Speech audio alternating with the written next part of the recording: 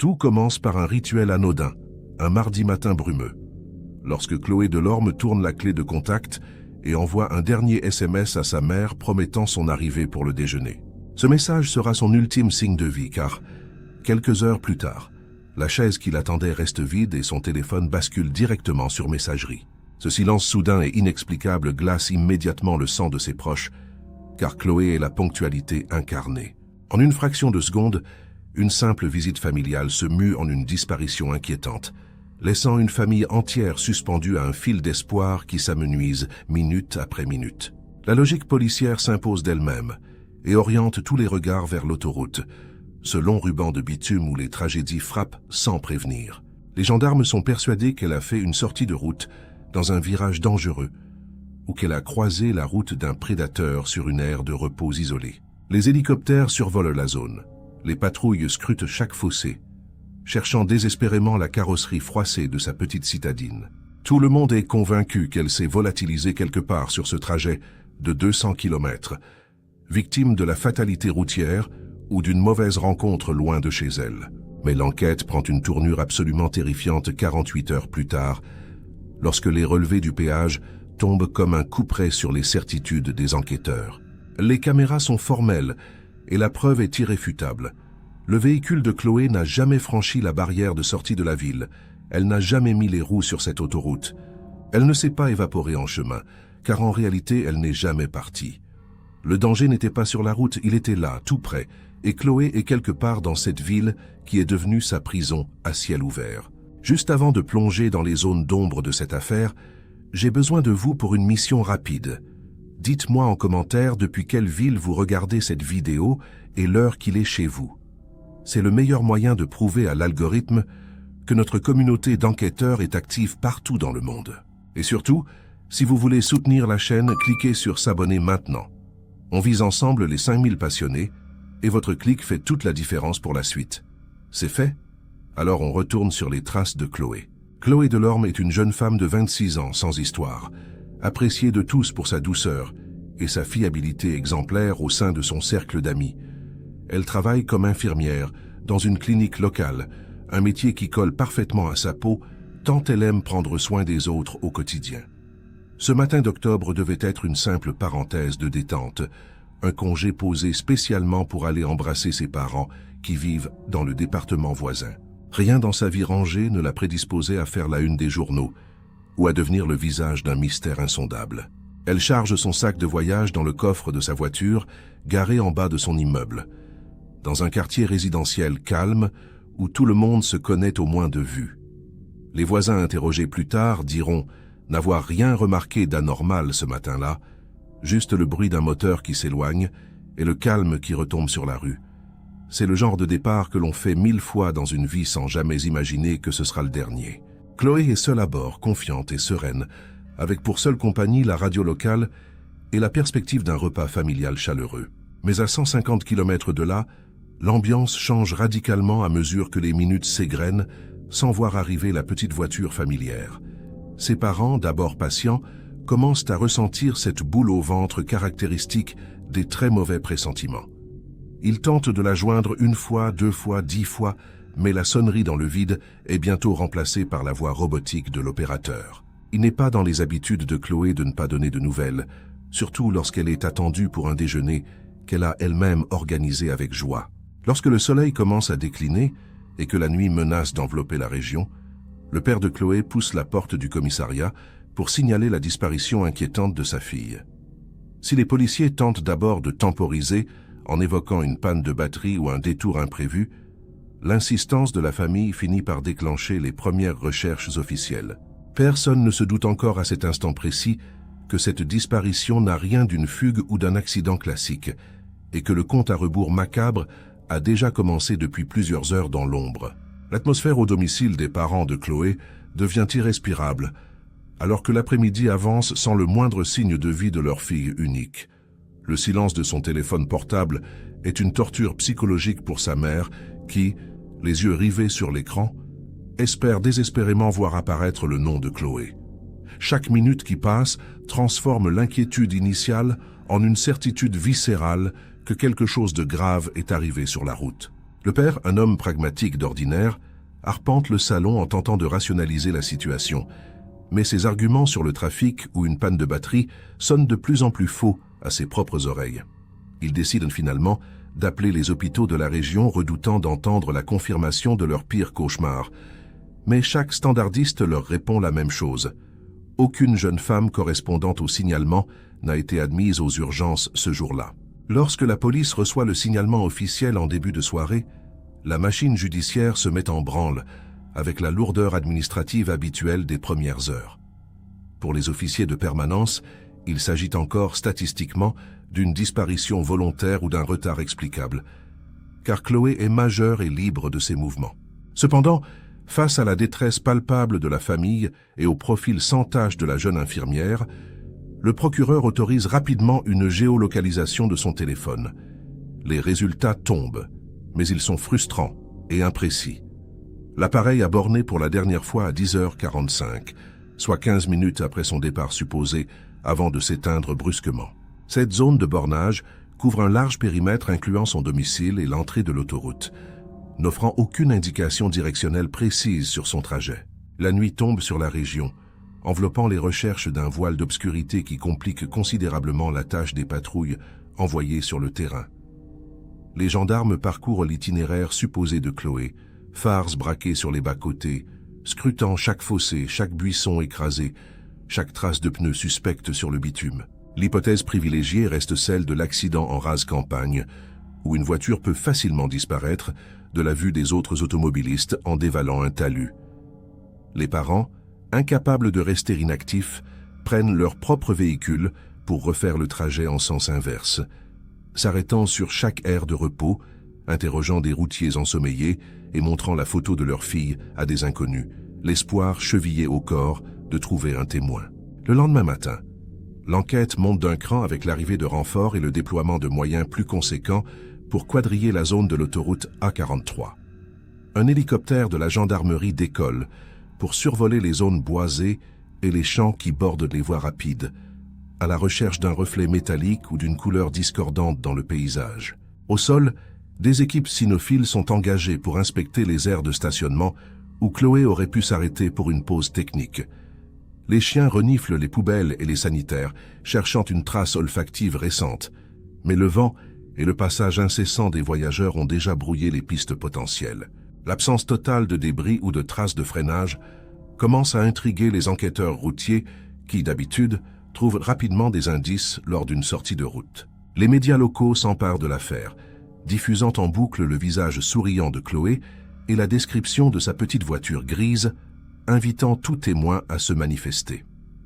Les appels commencent à affluer au standard, comme c'est souvent le cas dans ce genre d'affaires médiatisées, mélangeant vrais souvenirs et affabulations bien intentionnées. Un automobiliste jure avoir vu une voiture similaire rouler à vive allure. Un autre pense l'avoir aperçue sur une aire d'autoroute en train de discuter avec un homme. Chaque piste est vérifiée méticuleusement, mobilisant des ressources précieuses, mais toutes finissent par mener à des impasses ou à des confusions avec d'autres véhicules. Le temps joue contre eux, et chaque heure sans nouvelles réduit statistiquement les chances de la retrouver saine et sauve.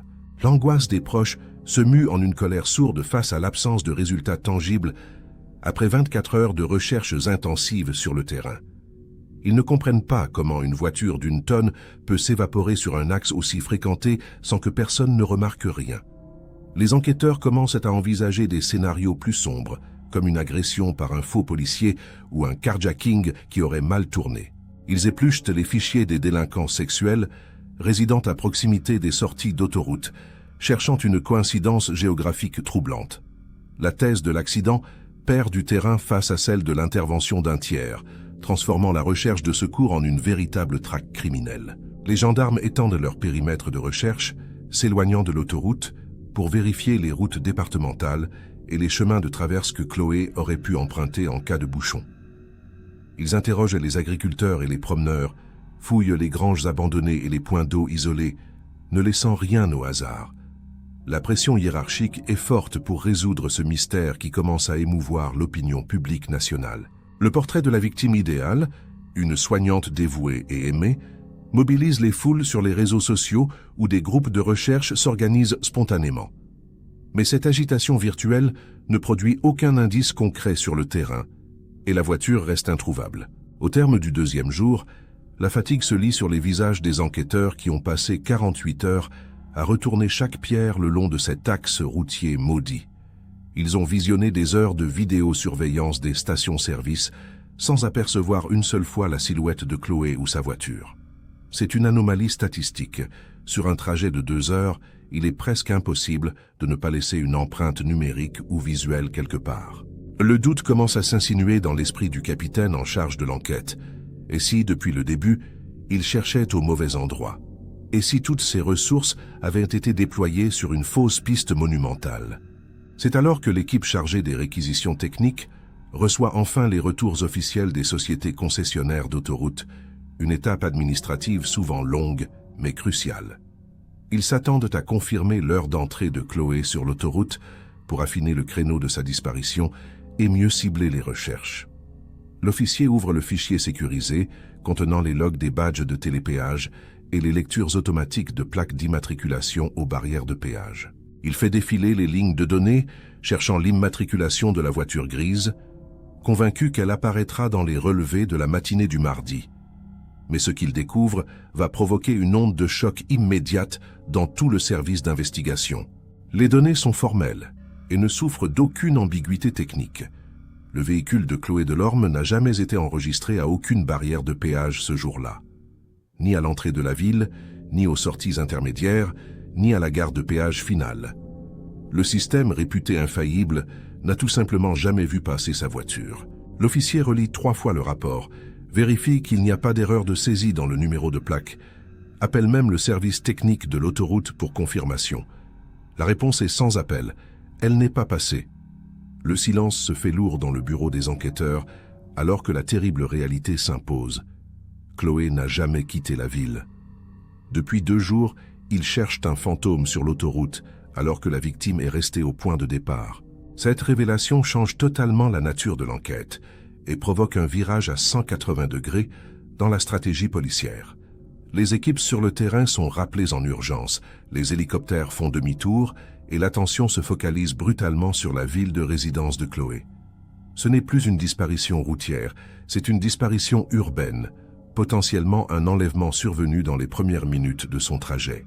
Le danger n'était pas à 100 km de là, il était tapi au coin de sa rue. Les enquêteurs doivent maintenant déconstruire tout ce qu'ils croyaient savoir et repartir de zéro, avec la certitude glaçante que le temps perdu a profité aux responsables de cette disparition. Le capitaine réunit son équipe pour un briefing de crise, redéfinissant les priorités. Il faut geler l'appartement de Chloé, saisir les caméras de la ville et interroger le voisinage avec une précision chirurgicale. Chaque minute écoulée depuis son départ présumé devient cruciale, car c'est dans ce court laps de temps, entre son domicile et la sortie de la ville, que tout s'est joué. Les parents, informés de ce revirement, sont dévastés par la nouvelle. Savoir leur fille disparue près de chez elle est paradoxalement plus terrifiant que l'idée d'un accident. Cela implique une malveillance humaine, une intention de nuire, un piège qui s'est refermé sur elle dans son environnement quotidien. Les policiers se rendent compte que le bornage téléphonique, qui couvrait une zone large incluant la ville, avait été mal interprété par excès de confiance dans le scénario du voyage. Le téléphone ne s'est pas éteint sur la route. Il a été coupé dans la ville même peu de temps après son dernier SMS. Ce détail technique réanalysé à la lumière des nouvelles informations confirme que l'agresseur a agi très vite pour isoler Chloé. La zone de recherche passe de 200 km linéaires à un rayon urbain dense de quelques kilomètres carrés. Une botte de foin remplie de garages, de parkings souterrains et d'immeubles anonymes. Une nouvelle équipe d'investigation est dépêchée à l'appartement de Chloé pour une perquisition plus poussée, à la recherche du moindre indice qui aurait pu échapper à la première visite superficielle. Ils cherchent des traces de lutte, un mot laissé, un ordinateur resté allumé, tout ce qui pourrait expliquer pourquoi elle n'a jamais atteint l'autoroute. L'appartement est impeccable, le lit fait, le petit déjeuner rangé, figeant l'image d'un départ ordonné et calme. Rien à l'intérieur ne laisse présager le drame qui s'est joué une fois la porte refermée. C'est dehors, dans la rue, que la vérité se cache. Les enquêteurs commencent à saisir les disques durs de toutes les caméras de vidéosurveillance publique et privée du quartier. Banques, commerce, carrefour. C'est un travail de fourmi qui commence, visionner des heures d'images pour repérer le passage furtif de la voiture grise. Ils espèrent reconstituer son trajet mètre par mètre pour identifier le point de rupture, l'endroit exact où elle a cessé d'être une conductrice libre pour devenir une victime. La tension est palpable, car ils savent que ces images contiennent peut-être le visage de l'agresseur ou la plaque d'un véhicule suiveur. Parallèlement, une enquête de voisinage approfondie est lancée, les policiers frappant à chaque porte de l'immeuble et des maisons adjacentes. Ils ne cherchent plus seulement des témoins du départ, mais quelqu'un qui aurait remarqué une présence inhabituelle dans les jours précédents. Un rôdeur, une voiture stationnée trop longtemps, un regard insistant. Les langues commencent à se délier, les souvenirs remontent, souvent flous, mais parfois précieux. Une voisine du rez-de-chaussée mentionne une camionnette blanche garée en double fil ce matin-là. Un détail qu'elle avait jugé insignifiant sur le moment, mais qui prend soudain une ampleur inquiétante. Le profil de Chloé est passé au crible pour déceler une éventuelle menace cachée dans sa vie privée. Un ex-petit ami jaloux, un patient obsessionnel, un conflit au travail. Ses collègues de la clinique sont interrogés, ses communications épluchées, ses réseaux sociaux analysés par la brigade cybercriminalité. On cherche une ombre au tableau, une faille dans cette vie trop parfaite qui aurait pu attirer un prédateur. Mais pour l'instant, Chloé apparaît toujours comme une victime de hasard, une proie d'opportunité cueillie au mauvais endroit au mauvais moment. La nuit tombe une nouvelle fois, la troisième depuis la disparition, et l'ambiance au commissariat est électrique. Les équipes tournent au café noir, les yeux rougis par les écrans de contrôle, refusant d'abandonner tant qu'une piste solide n'émerge pas. Le sentiment d'urgence est décuplé par la proximité géographique du lieu de disparition. Elle est là, quelque part sous leurs yeux, peut-être retenue contre son gré à quelques rues du commissariat. Cette pensée hante chaque policier impliqué dans l'affaire. Enfin, tard dans la nuit, un technicien vidéo pousse une exclamation qui fige la salle d'opération. Sur l'écran granuleux d'une caméra de surveillance d'une boulangerie située à 2 rues de chez Chloé, on voit passer la petite citadine grise à 10h38. L'heure correspond parfaitement. Mais ce qui glace le sang des enquêteurs, ce n'est pas la voiture elle-même, c'est sa direction. Au lieu de prendre à droite vers l'avenue qui mène à l'autoroute, le véhicule tourne à gauche, s'enfonçant vers une zone industrielle désaffectée en périphérie de la ville. Et surtout, à travers le pare-brise, on devine une silhouette masculine assise sur le siège passager. Chloé n'était déjà plus seule dans sa voiture. À moins de 500 mètres de chez elle, quelqu'un était monté à bord, volontairement ou sous la contrainte. L'image est floue, mais elle confirme le pire. Le piège s'est refermé presque immédiatement. La voiture s'éloigne du cadre, suivie de près par une camionnette blanche qui semble lui coller au pare-choc. La traque change de nature. Il ne cherche plus une disparue. Il chasse des ravisseurs qui ont opéré avec un sang-froid terrifiant en plein jour. La découverte de la vidéo de surveillance agit comme un électrochoc, transformant l'enquête en une course contre la montre frénétique pour identifier l'homme mystérieux assis à côté de Chloé. Les techniciens du laboratoire numérique tentent désespérément d'améliorer la qualité de l'image pixelisée, zoomant sur le visage du passager et sur la plaque de la camionnette blanche qui suit le convoi. Chaque pixel est analysé, traité par des algorithmes de reconnaissance faciale, mais l'angle de la caméra et le reflet du soleil sur le pare-brise rendent l'identification formelle extrêmement difficile. On distingue une masse sombre, peut-être une capuche ou une casquette, suggérant que l'individu avait prémédité son acte et cherché à dissimuler ses traits. Le changement de direction vers la zone industrielle, les friches de l'Est, devient le nouveau point focal de toutes les investigations policières. C'est un secteur glauque, composé d'anciens entrepôts textiles à l'abandon, de terrains vagues envahis par les herbes folles et de quelques garages clandestins connus des services de police. C'est l'endroit idéal pour faire disparaître une voiture ou cacher quelqu'un loin des regards indiscrets. Des équipes d'intervention armées et équipées de gilets pare-balles sont envoyées pour investir la zone, progressant avec prudence entre les bâtiments délabrés, redoutant à chaque instant de tomber sur une scène de crime ou de se retrouver face à des suspects armés. Pendant ce temps, les enquêteurs se penchent sur la chronologie précise de ces quelques minutes fatales entre le domicile de Chloé et le virage capturé par la caméra. Ils refont le parcours à pied, chronomètre en main, cherchant à comprendre où et comment l'agresseur a pu monter dans le véhicule. Il n'y a pas de feu rouge, pas de stop, juste quelques ralentisseurs et des passages piétons. L'hypothèse la plus probable est celle d'une ruse. Un homme simulant une panne, un accident ou peut-être une connaissance de Chloé qu'elle aurait laissé monter spontanément. Cette dernière option terrifie les parents car elle impliquerait que le monstre faisait partie de son entourage. L'analyse des relevés téléphoniques de Chloé apporte un nouvel élément troublant qui vient renforcer la thèse du guet-apens localisé. À 10h32, soit 6 minutes avant de passer devant la caméra, Chloé a reçu un appel entrant de 3 secondes provenant d'un numéro masqué. Elle n'a pas décroché, l'appel a basculé sur messagerie sans qu'aucun message ne soit laissé. Était-ce un signal? Une tentative de vérification pour s'assurer qu'elle était bien dans sa voiture? Ou simplement une coïncidence malheureuse? Les policiers demandent une réquisition judiciaire urgente auprès de l'opérateur pour lever l'anonymat de ce numéro, espérant tenir là le fil d'Ariane qui les mènera au coupable. La fouille de la zone industrielle s'avère laborieuse et complexe en raison de l'immensité des lieux et de la multitude de cachettes possibles. Les chiens marquent plusieurs endroits, mais ce sont souvent des traces de squatteurs ou d'animaux errants, ajoutant de la confusion à la tension ambiante. Cependant, vers midi, une patrouille signale une découverte intéressante derrière un hangar désaffecté. Des traces de pneus récentes dans la boue, correspondant au gabarit d'une petite citadine, et à côté, des empreintes de bottes lourdes et larges. Les techniciens de la police scientifique se précipitent pour mouler les empreintes et prélever des échantillons de terre, espérant y trouver de l'ADN ou des résidus d'hydrocarbures spécifiques.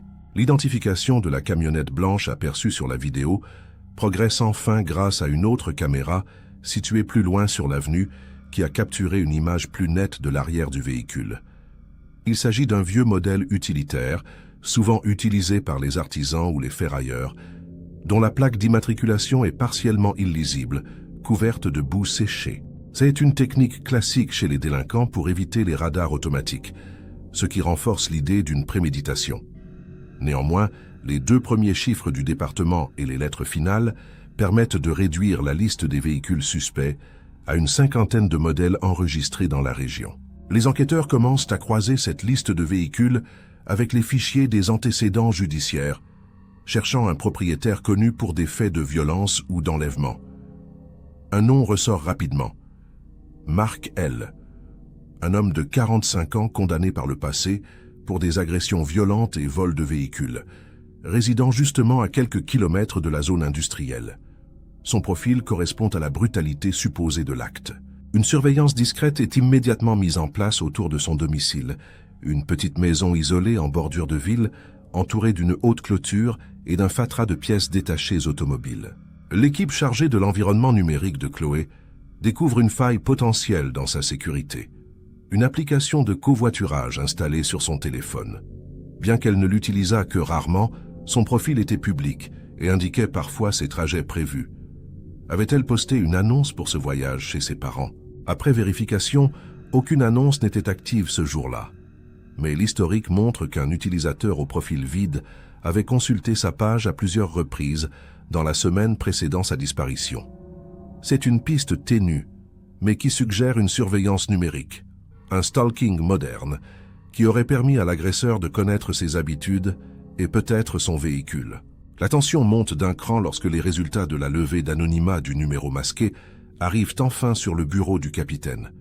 Le numéro appartient à un téléphone prépayé, un burner phone, acheté en liquide dans un bureau de tabac du centre-ville 2 jours avant la disparition. Cette découverte confirme le caractère hautement organisé de l'enlèvement. L'agresseur n'a laissé aucune trace administrative directe. Cependant, la localisation des bornes activées par ce téléphone dessine un parcours effrayant. Il a suivi Chloé pendant 2 jours, bornant près de son travail, près de sa salle de sport, et enfin, au pied de son immeuble le matin de l'enlèvement. Les policiers décident d'interpeller Mark L., le propriétaire de la camionnette suspecte, craignant qu'il ne détruise des preuves ou ne s'en prenne à Chloé si elle est encore en vie. L'assaut est donné à l'aube par le GIGN, défonçant la porte de sa maison et le cueillant au saut du lit. L'homme, surpris et violent, est maîtrisé et placé en garde à vue. Dans la cour, sous une bâche poussiéreuse, des Les policiers découvrent une camionnette blanche correspondant au signalement. À l'intérieur, l'odeur de javel est suffocante, signe d'un nettoyage récent et méticuleux qui ne présage rien de bon. L'interrogatoire de Mark L. est un bras de fer psychologique intense. L'homme nie tout en bloc, prétendant qu'il était chez lui à bricoler le matin de la disparition. Il a réponse à tout, affiche un calme arrogant qui déstabilise les enquêteurs. Pourtant, l'analyse de sa camionnette par la police scientifique révèle des traces infimes de sang dans les joints du coffre arrière, invisibles à l'œil nu, mais révélées par le réactif chimique Blue Star. C'est un premier élément matériel accablant, mais il faut encore prouver que ce sang est bien celui de Chloé. Les prélèvements partent en urgence absolue au laboratoire central pour une comparaison ADN. Pendant ce temps, la fouille de la zone industrielle aboutit enfin à une découverte majeure. Dans un entrepôt dont la porte métallique a été forcée, les policiers retrouvent la voiture de Chloé. Elle est là, garée dans la pénombre, recouverte d'une bâche. Les portières sont verrouillées, mais aucune trace d'effraction n'est visible sur les serrures. À l'intérieur, le sac de voyage est toujours sur la banquette arrière. Son téléphone est posé sur le siège passager, éteint. Mais le plus inquiétant, c'est l'état de l'habitacle. Le rétroviseur est arraché et des traces de lutte sont visibles sur le volant. Chloé s'est battue. L'examen de la voiture permet de relever des empreintes digitales inconnues sur la poignée de porte passager et sur le tableau de bord. Ces empreintes sont immédiatement envoyées au fichier national. La découverte du véhicule confirme définitivement que Chloé a été interceptée et transférée dans un autre véhicule, probablement la camionnette de Mark L. Le scénario se précise. Une attaque surprise, une lutte brève et le transfert de la victime. Mais où est-elle maintenant? L'entrepôt est vide et Mark L. reste muet comme une tombe. La pression médiatique explose avec l'annonce de l'arrestation d'un suspect et la découverte de la voiture. Les journalistes campent devant le commissariat et la photo de Mark L. commence à circuler sur les réseaux sociaux. Cette publicité soudaine délie de nouvelles langues. Un témoin se présente spontanément au commissariat, un pêcheur qui a l'habitude de se rendre tôt le matin près d'un étang situé derrière la maison du suspect.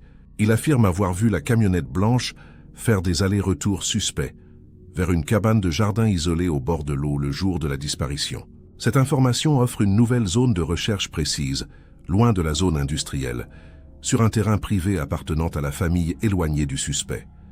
Les enquêteurs comprennent que Mark L. a peut-être déplacé Chloé après l'enlèvement pour la séquestrer dans un lieu plus discret. Une colonne d'assaut se prépare pour investir cette cabane, avec l'espoir immense et terrifiant de retrouver Chloé vivante, mais peut-être blessée. Le temps presse, car si Mark L. est en garde à vue, Chloé est seule, sans eau ni nourriture depuis maintenant 3 jours. Les parents de Chloé sont convoqués au commissariat pour être tenus au courant des avancées, une procédure délicate pour les préparer au pire tout en maintenant l'espoir. Le père, brisé mais digne, demande à voir le suspect à travers la vitre sans teint, cherchant une once d'humanité dans le regard de celui qui détient la clé du mystère. Mais Mark L. reste de marbre, muré dans son silence stratégique, conseillé par un avocat commis d'office qui lui intime de se taire. La confrontation muette est insoutenable.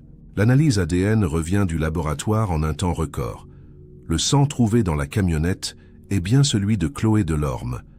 C'est la preuve matérielle irréfutable qui manquait pour inculper Mark L. d'enlèvement et séquestration.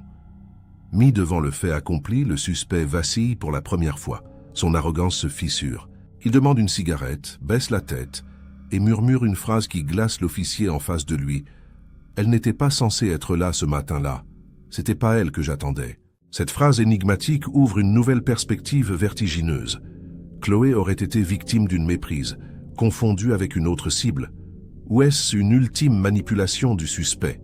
Quoi qu'il en soit, il refuse de dire où elle se trouve, jouant avec les nerfs des policiers pour négocier on ne sait quoi. Mais les équipes sont déjà en route vers la cabane du pêcheur, guidées par l'urgence vitale de sauver Chloé avant qu'il ne soit trop tard. La nuit tombe sur la ville. Une nuit qui sera décisive pour la vie d'une jeune femme innocente. L'opération commando vers la cabane isolée près de l'étang se déroule dans une tension insoutenable. La zone est marécageuse, difficile d'accès, et le silence de la nuit n'est troublé que par le coassement des grenouilles et le bruit feutré des bottes tactiques sur le sol humide. Les policiers encerclent la petite bâtisse en bois vermoulu, utilisant des caméras thermiques pour détecter toute présence de chaleur à l'intérieur. Une tache rougeoyante apparaît sur les écrans de contrôle. Il y a bien un corps vivant à l'intérieur, immobile, couché sur le sol. Le cœur des hommes du GIGN bat à tout rompre. Ils savent qu'ils sont peut-être à quelques secondes de sauver Chloé ou de découvrir un drame.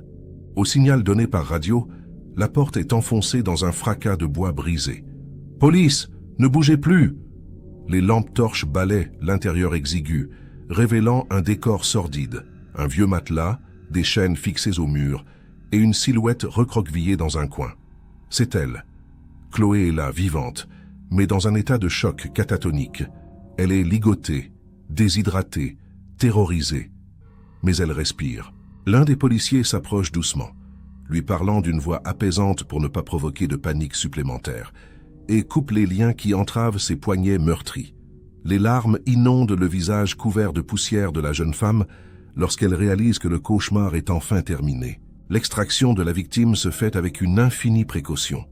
Une équipe médicale, en attente à quelques centaines de mètres, prend immédiatement le relais pour vérifier ses constantes vitales. Chloé est faible, mais elle n'a pas subi de blessures mortelles. Elle est transportée d'urgence à l'hôpital, escortée par des motards de la police, tandis que la nouvelle de sa libération se répand comme une traînée de poudre sur les ondes radio de la police, déclenchant une vague de soulagement immense parmi tous ceux qui ont travaillé jour et nuit sur le dossier. Au commissariat, l'annonce provoque des applaudissements spontanés et les parents, en larmes, s'effondrent dans les bras l'un de l'autre. Cependant, l'enquête ne s'arrête pas à la libération de la victime. La phrase énigmatique de Markel « C'était pas elle que j'attendais » continue de hanter le capitaine. Si Chloé était une erreur de casting, qui était la véritable cible? Et pourquoi ce prédateur avait-il préparé un tel piège? Les enquêteurs retournent dans la salle d'interrogatoire, désormais en position de force. Mark L., apprenant que sa victime a été retrouvée vivante, comprend que sa situation est désespérée. Il s'affaisse sur sa chaise, son arrogance définitivement brisée, et commence à livrer des bribes de vérité, mélangeant confession et tentative de minimiser son rôle. Il explique qu'il avait été commandité par une tierce personne pour effrayer une femme qui lui devait de l'argent. Une affaire de dette de jeu ou de trafic local. On lui avait donné une description, une petite voiture grise, une jeune femme brune, un départ matinal prévu ce mardi-là dans le même quartier. Une coïncidence fatale a voulu que Chloé corresponde parfaitement au profil et parte exactement au moment où le guetteur de Mark L. surveillait la rue. Lorsqu'il a réalisé son erreur après l'enlèvement, il a paniqué, ne sachant plus quoi faire de cette otage encombrante qui n'était pas la bonne. Au lieu de la libérer, il l'a séquestrée, paralysée par la peur des conséquences, attendant de trouver une solution définitive. Cette révélation ouvre un nouveau volet de l'enquête, la traque du commanditaire. La police se rend compte que Chloé a failli mourir à cause d'un règlement de compte sordide qui ne la concernait en rien. Ils épluchent le téléphone de Mark L, cherchant les échanges avec ce mystérieux donneur d'ordre. Des messages cryptés sur une application sécurisée mènent vers un petit caïd local, un homme connu pour des trafics de stupéfiants. Une opération simultanée est lancée pour l'interpeller avant qu'il n'apprenne l'échec de son homme de main et ne prenne la fuite. À l'hôpital, Chloé commence lentement à émerger de sa torpeur. Les médecins sont optimistes sur son rétablissement physique, mais le traumatisme psychologique sera long à guérir. Elle raconte aux enquêteuses spécialisées, avec une voix tremblante, les détails de son enlèvement. La voiture qui lui coupe la route, l'homme qui surgit, la menace d'une arme, le trajet terrifiant sous une couverture à l'arrière de la camionnette. Elle confirme qu'il ne lui a jamais demandé d'argent, qu'il semblait lui-même nerveux et agité, pestant contre l'autre qui lui avait donné les mauvaises infos. Son témoignage corrobore les aveux partiels du suspect et permet de verrouiller le dossier judiciaire. L'affaire prend une ampleur nationale, illustrant la fragilité de nos vies quotidiennes où le destin peut basculer sur un simple malentendu, une couleur de voiture identique, un horaire partagé. La presse salue le travail acharné des enquêteurs qui n'ont jamais lâché la piste de la ville, malgré l'évidence trompeuse de l'autoroute. Le réflexe de vérifier le péage, qui semblait être une formalité administrative, a été la clé de voûte qui a sauvé la vie de Chloé. Sans cette vérification, les recherches se seraient poursuivies en vain à des centaines de kilomètres de là, laissant Chloé mourir à petit feu dans sa prison de bois. Les jours suivants sont consacrés à la consolidation des preuves. La police scientifique passe la cabane au peigne fin, retrouvant l'ADN de Chloé partout, ainsi que celui de Mark L. Le commanditaire est arrêté et, confronté au message, finit par admettre avoir engagé Mark pour mettre la pression sur une rivale commerciale qui habitait 2 rues plus loin et possédait le même modèle de véhicule. L'enchaînement de hasards malheureux est reconstitué avec une précision effrayante, transformant ce fait divers en une tragédie de l'absurde. Le retour de Chloé chez elle, quelques semaines plus tard, est un événement chargé d'émotions pour le quartier. Ses voisins, qui avaient été interrogés et avaient participé au battu, l'accueillent avec pudeur et soulagement. Mais Chloé ne voit plus sa rue ni sa ville du même œil. Chaque voiture garée, chaque passant inconnu est devenu une source potentielle de danger. Elle décide de déménager, de quitter cette ville devenue le décor de son traumatisme, pour se reconstruire ailleurs, loin de ce souvenir où elle a été la mauvaise victime au mauvais moment. L'instruction judiciaire suit son cours, promettant un procès retentissant.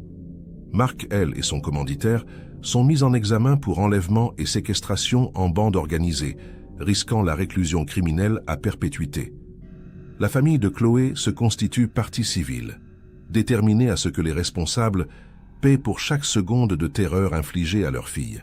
L'affaire met aussi en lumière les failles de sécurité des zones isolées et la dangerosité des petites mains du crime qui, par incompétence et brutalité, peuvent briser des vies innocentes. Pour les enquêteurs, le dossier Chloé Delorme restera un cas d'école enseigné aux nouvelles recrues.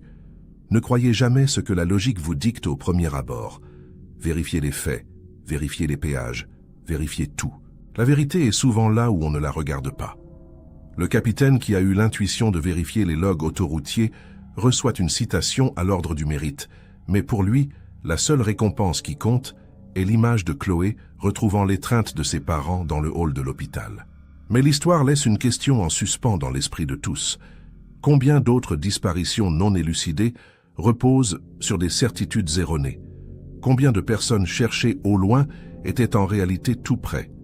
L'affaire Delorme a ouvert une brèche dans la confiance aveugle envers les scénarios classiques de disparition, rappelant que le crime est opportuniste, imprévisible et souvent terrifiant de banalité. Alors que la vie reprend son cours normal en apparence, Chloé entame un long chemin de résilience. Elle reprendra son métier d'infirmière, transformant sa propre expérience de la souffrance et de la peur en une empathie encore plus profonde pour ses patients. Elle est devenue une survivante, celle qui est revenue de l'endroit où l'on ne revient pas, celle qui n'est jamais partie, mais qui a pourtant fait le plus long et le plus sombre des voyages. La ville garde les stigmates de cette histoire. La cabane près de l'étang a été rasée par les autorités, comme pour effacer la souillure du crime.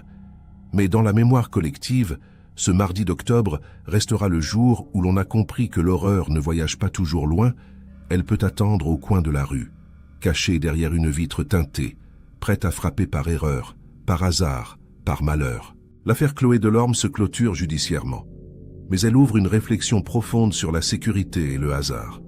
Elle nous rappelle de chérir chaque instant de normalité, chaque départ qui aboutit à une arrivée, chaque message bien arrivé qui rassure. Car pour Chloé, ce message n'a jamais pu être envoyé, et le silence qui a suivi a résonné bien plus fort que n'importe quel cri. Le dossier est refermé, rangé dans les archives du palais de justice, une chemise cartonnée épaisse contenant des milliers de pages de procès-verbaux, d'écoute, d'analyse ADN.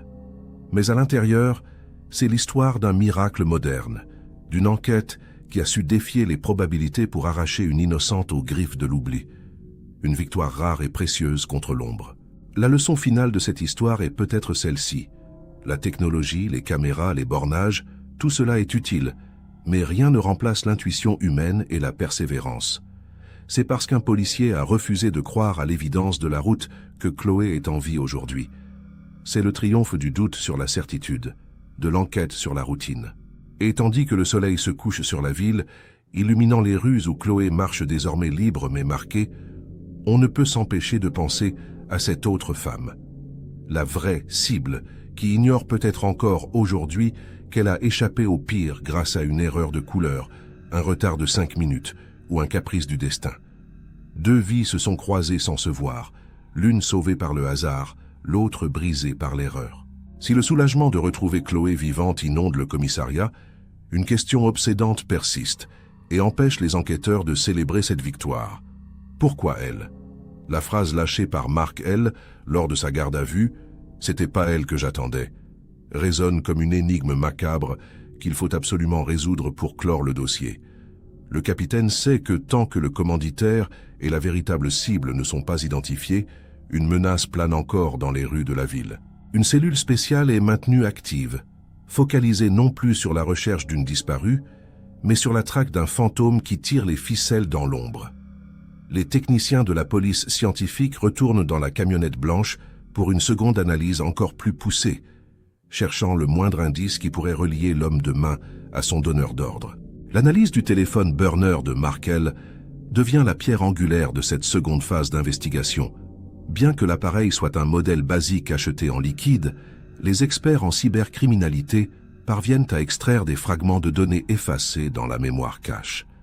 Ils retrouvent une série de SMS échangés dans un langage codé, mélangeant argot local et abréviations cryptiques. L'un des messages, reçu la veille de l'enlèvement, donne des instructions précises. La grise, départ 10h30, charge-la. Ce message confirme la préméditation, mais il confirme aussi l'erreur fatale. L'heure et la couleur correspondaient, mais pas l'identité de la conductrice. L'expéditeur utilise un numéro qui rebondit sur des serveurs étrangers, une technique de spoofing qui démontre un certain niveau de sophistication criminelle. Mark L., interrogé de nouveau, joue la carte de la peur. Il est terrifié par l'homme qui l'a engagé, un individu qu'il décrit comme intouchable et dangereux. Il refuse de donner un nom, craignant des représailles sur sa propre famille, même depuis sa cellule de prison. Les enquêteurs doivent donc ruser et utiliser la psychologie. Ils lui montrent les photos de Chloé à l'hôpital, traumatisée et amaigrie, tentant d'éveiller chez ce criminel endurci une once de culpabilité ou, à défaut, un intérêt stratégique à collaborer pour réduire sa peine. Après des heures de silence pesant, Mark L. lâche un surnom. Le Corse. Ce n'est pas grand-chose, mais c'est un début pour les services de renseignement criminel qui épluchent les fichiers du grand banditisme local. En parallèle, les enquêteurs se penchent sur l'environnement géographique de Chloé pour trouver la vraie cible. Ils cartographient toutes les femmes résidant dans un rayon de 500 mètres, possédant une voiture grise et correspondant au profil physique général. C'est un travail de titan qui nécessite de croiser des fichiers de cartes grises, de permis de conduire et de recensement. Une anomalie apparaît soudainement sur les écrans.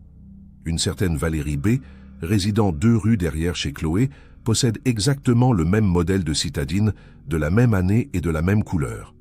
Plus troublante encore, Valérie B. est la gérante d'une entreprise de transport en difficulté financière, connue pour avoir des dettes importantes auprès de créanciers peu recommandables. Les policiers décident de convoquer Valérie B. sans lui révéler immédiatement qu'elle était la cible potentielle, pour ne pas la braquer. Lors de l'audition, la femme apparaît nerveuse, sur la défensive. Lorsqu'on lui demande si elle a des ennemis ou des dettes, elle nie farouchement mais son langage corporel la trahit. Le capitaine décide alors de jouer franc jeu et lui révèle l'histoire de Chloé, l'erreur de personne, et le fait qu'elle a échappé de peu à un enlèvement violent. Le visage de Valérie se décompose.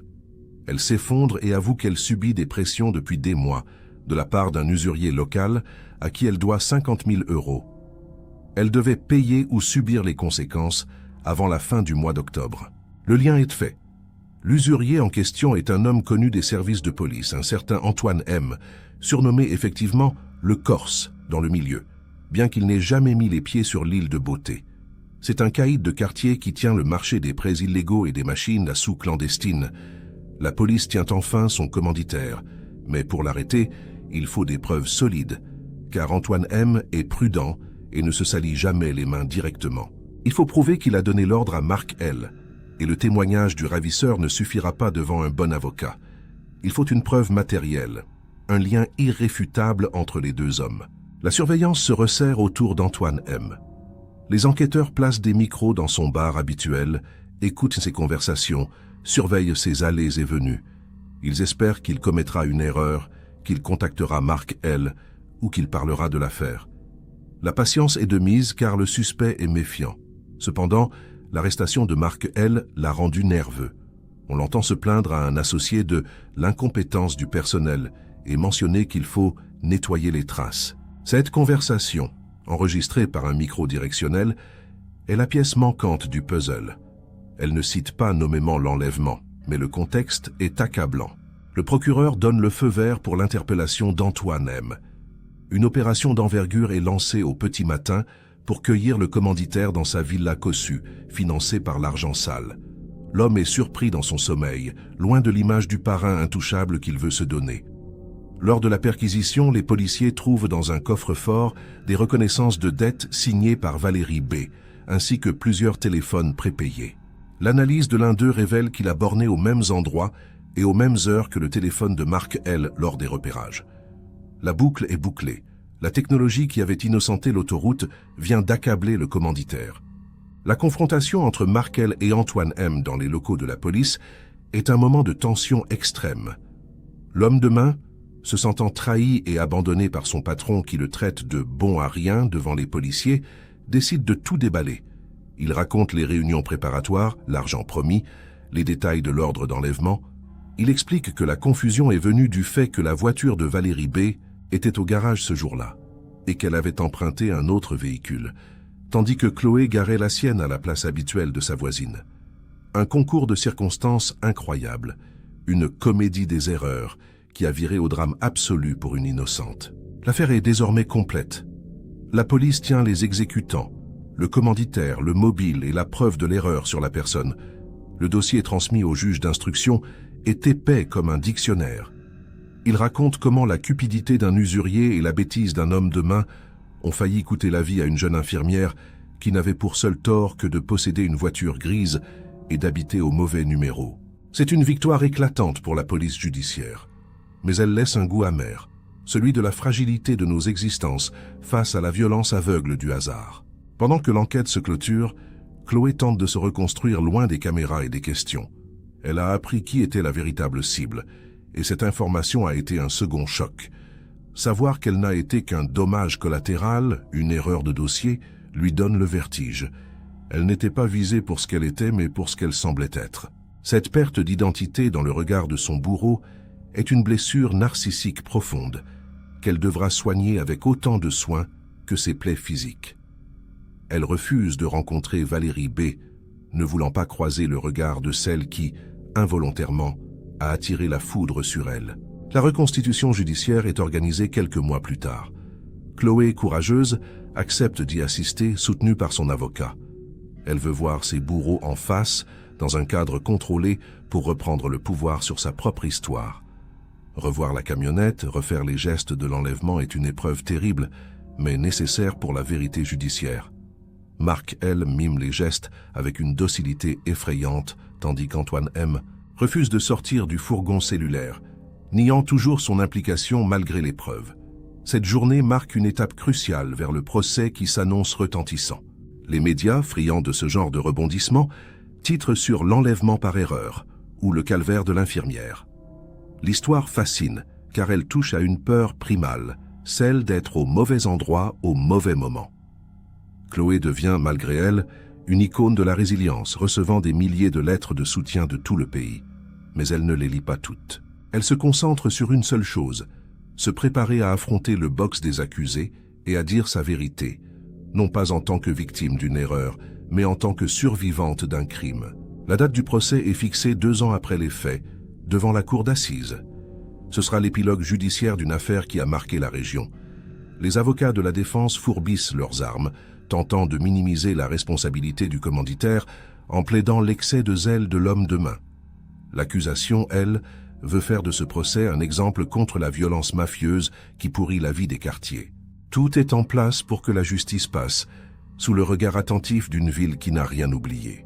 Le soir, dans son nouvel appartement sécurisé, Chloé regarde parfois par la fenêtre les voitures qui passent. Elle vérifie 2 fois que sa porte est verrouillée. La peur ne l'a pas quittée. Elle s'est juste transformée en une vigilance de tous les instants. Elle sait que le procès va rouvrir les plaies, mais elle sait aussi que c'est le seul moyen de refermer définitivement la porte de cette cabane humide où elle a cru mourir. Elle est prête. L'ouverture du procès devant la cour d'assises attire une foule compacte, Mélange de journalistes, de curieux et de soutien de la famille Delorme. L'ambiance dans la salle des pas perdus est électrique, lourde de cette attente solennelle qui précède les grands déballages judiciaires. Chloé, vêtue sobrement, entre par une porte dérobée pour éviter la meute des photographes, entourée de ses parents et de son avocat. Elle a changé. Son regard est plus dur, sa posture plus rigide, mais elle est là, debout, prête à affronter ceux qui lui ont volé son innocence. Dans le box vitré, Marc L. regarde ses pieds, tandis qu'Antoine M., le commanditaire, affiche une morgue dédaigneuse, balayant la salle du regard comme s'il assistait à un spectacle ennuyeux. Le président de la Cour ouvre les débats avec une précision chirurgicale, rappelant les faits dans toute leur brutalité. La lecture de l'acte d'accusation glace l'assistance. Les détails de l'enlèvement, la séquestration dans des conditions inhumaines, la terreur psychologique infligée à une jeune femme qui ne comprenait pas ce qui lui arrivait. Les jurés, tirés au sort le matin même, écoutent avec gravité, jetant parfois des regards furtifs vers Chloé, cette petite silhouette fragile sur le banc des parties civiles. La stratégie de la défense d'Antoine M. apparaît rapidement. Tout rejeter sur l'exécutant, le dépeindre comme un électron libre incontrôlable qui a mal interprété des ordres vagues. Le témoignage de Marc L. est le premier moment fort du procès. À la barre, l'homme de main apparaît vieilli, usé par 2 ans de détention provisoire. D'une voix monocorde, il raconte la mécanique de l'enlèvement, confirmant point par point l'enquête de police. Il explique l'erreur sur la voiture, la panique quand il a réalisé que la fille ne correspondait pas à la photo de la cible, et la peur qui l'a empêché de la libérer. « J'avais peur qu'elle parle, j'avais peur du patron », bafouille-t-il. Ces mots, dénués d'émotion, renforcent l'horreur de la situation. Chloé a été traitée comme un objet encombrant, un déchet qu'on ne sait pas où jeter. Vient ensuite le tour d'Antoine M., le commanditaire. Son interrogatoire est un duel verbal avec l'avocat général. Il nie tout, parle de complot policier, assure qu'il ne connaît Marc L. que de vue, mais l'accusation sort ses atouts maîtres, les enregistrements audio, les bornages téléphoniques, les dettes de la voisine Valérie B. accablante. Acculé, le caïd perd de sa superbe, s'énerve, insulte la cour. Son masque tombe, révélant la violence brute qui l'habite. Les jurés voient enfin le vrai visage de celui qui a orchestré ce cauchemar pour une poignée d'euros, prêt à sacrifier n'importe qui pour asseoir son autorité de petit chef. Mais le point culminant du procès reste le témoignage de Chloé. Lorsqu'elle s'avance à la barre, un silence de cathédrale s'abat sur la salle d'audience. D'une voix claire qui se raffermit au fil des minutes, elle raconte ses 3 jours hors du temps. Elle ne parle pas de vengeance, elle parle de peur. La peur de mourir seule, la peur de ne plus jamais voir ses parents, la peur du bruit des pas qui approchèrent de la cabane. Elle raconte l'absurdité de sa situation, criant qu'elle n'était pas celle qu'il croyait, et le rire nerveux de son ravisseur en réponse. Elle décrit comment elle a compté les secondes pour ne pas devenir folle, comment elle a bu l'eau de condensation sur les murs pour survivre. Son récit bouleverse l'auditoire. Des jurés essuient discrètement des larmes. Même les avocats de la défense semblent mal à l'aise, baissant les yeux sur leur dossier. Chloé termine en se tournant vers le box des accusés. Elle ne crie pas, elle les regarde droit dans les yeux et dit simplement « Vous m'avez pris 3 jours de ma vie, mais vous ne m'avez pas pris mon avenir. Je suis là et vous êtes finis. » Cette phrase, d'une dignité implacable, scelle le sort moral des accusés avant même le verdict. Elle sort de la salle sous le regard admiratif de ses parents ayant réussi l'impossible, transformer son statut de victime en celui de combattante. Les plaidoiries des parties civiles insistent sur le préjudice à vie, sur cette insouciance perdue à jamais. L'avocat général, dans un réquisitoire flamboyant, demande des peines exemplaires pour dissuader ceux qui pensent pouvoir disposer de la vie d'autrui comme d'une marchandise. Il requiert 20 ans de réclusion pour Marc L. et 30 ans pour Antoine M., soulignant la responsabilité intellectuelle du commanditaire, celui qui arme le bras sans jamais se salir les mains. La défense tente de sauver les meubles, plaidant les circonstances atténuantes pour l'un et le manque de preuves directes pour l'autre, mais leurs arguments sonnent creux face à la montagne de faits. Après 4 heures de délibéré, la Cour rend son verdict. Il est sévère à la hauteur de l'émotion suscitée. Marc L. est condamné à 18 ans de réclusion criminelle, la Cour ayant retenu sa collaboration tardive, mais réelle. Antoine M. écope de 25 ans de prison, assorti d'une période de sûreté des 2 tiers. La justice a reconnu que le cerveau était plus coupable que le bras. À l'annonce du verdict, Chloé ne manifeste aucune joie, juste un immense soulagement. Elle ferme les yeux un instant, comme pour expirer 2 ans de tension accumulée. C'est fini. La société a reconnu son statut et puni les coupables. À la sortie du tribunal, les caméras sont là, mais Chloé les ignore. Elle serre longuement ses parents dans ses bras. Il n'y a pas de champagne, pas de fête, juste la sensation d'un poids immense qui quitte enfin ses épaules. Elle sait que le chemin sera encore long, que les cauchemars ne disparaîtront pas par magie avec le verdict, mais une page est tournée. Elle n'est plus l'affaire Delorme, elle redevient Chloé. Elle regarde le ciel, respire l'air frais de la liberté, et pour la première fois depuis longtemps, elle se sent capable de se projeter dans l'avenir. Le procès a aussi permis de mettre en lumière les failles de sécurité dans les zones industrielles et la prolifération des trafics locaux. Des mesures sont promises par la mairie pour renforcer la vidéosurveillance et l'éclairage public. L'histoire de Chloé aura au moins servi à cela, réveiller les consciences sur la sécurité urbaine. Mais pour elle, l'essentiel est ailleurs. Elle a survécu à l'improbable. Elle a vaincu l'injustice. Elle monte dans la voiture de son père, non plus une petite citadine grise, mais un véhicule solide et rassurant, et s'éloigne du palais de justice sans un regard en arrière. Les mois qui suivent le procès sont ceux de la reconstruction silencieuse. Chloé reprend son travail à la clinique, d'abord à mi-temps. Ses collègues l'accueillent avec bienveillance, sans poser de questions. Le contact avec les patients, le soin des autres, devient sa thérapie. Elle trouve un sens à sa survie en aidant ceux qui souffrent. Elle commence aussi à écrire, noircissant des carnets pour exorciser ses démons, racontant son histoire non pas pour la publier, mais pour la sortir d'elle-même. C'est un processus lent, douloureux, mais vital. Chloé rencontre un homme, un architecte, qui ne connaissait pas son histoire avant de la rencontrer.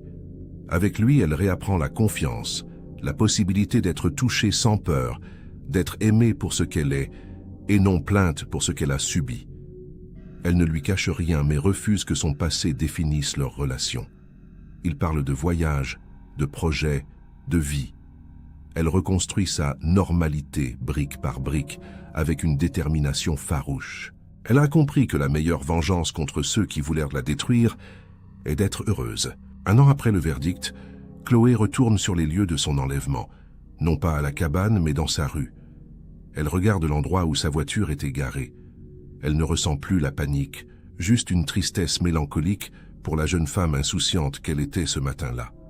Elle sait que cette Chloé-là est morte le jour de l'enlèvement, mais qu'une autre est née, plus forte, plus consciente de la préciosité de chaque instant. Elle dépose une fleur invisible sur le trottoir, un adieu symbolique à son passé, et reprend sa route. Chloé Delorme n'est pas devenue une militante, ni une star des médias. Elle est restée une femme simple, une infirmière, une fille, une compagne. Mais elle porte en elle une lumière particulière, celle de ceux qui ont vu les ténèbres de très près et qui en sont revenus. Elle sait désormais que la vie ne tient qu'à un fil, à une couleur de voiture, à 1 minute près, et elle a décidé de faire de ce fil une corde solide, incassable, tissée d'espoir et de résilience. L'affaire est classée. Les coupables sont derrière les barreaux pour longtemps. Le dossier prend la poussière dans les archives, mais dans le cœur de Chloé et dans la mémoire de ceux qui ont suivi son histoire, la leçon demeure vivace. C'est l'histoire d'un destin qui a déraillé et qui s'est remis sur les rails par la force de la vérité et du courage. Chloé a repris le volant de sa vie, et cette fois, elle sait exactement où elle va.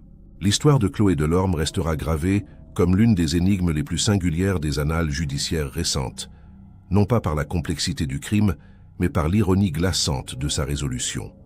Tout le monde cherchait au loin, persuadé que le danger résidait dans l'inconnu de la route, alors que la menace était tapie au coin de la rue, dans la banalité du quotidien.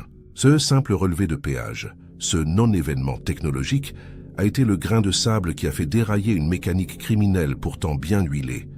Il nous rappelle avec humilité que dans une enquête, ce qui n'est pas arrivé est parfois plus important que ce qui est arrivé.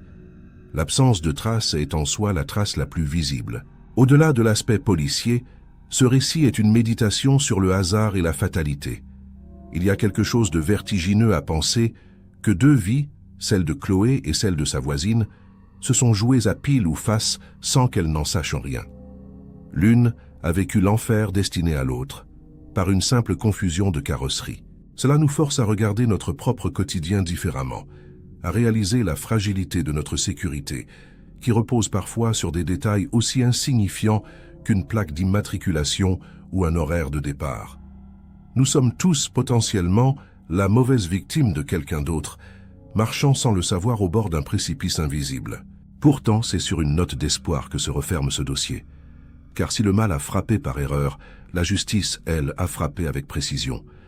Chloé n'est pas restée une statistique, une disparue de plus sur les affiches des commissariats. Elle est revenue. Sa résilience, sa capacité à se tenir debout face à ses bourreaux et à reprendre le cours de sa vie est la véritable victoire de cette histoire. Elle nous prouve que même lorsque le destin nous joue le tour le plus cruel, la volonté humaine et la persévérance de ceux qui cherchent la vérité peuvent inverser le cours des choses. Chloé n'a jamais franchi ce péage ce matin-là, mais elle a traversé une épreuve bien plus grande, et elle en est sortie libre.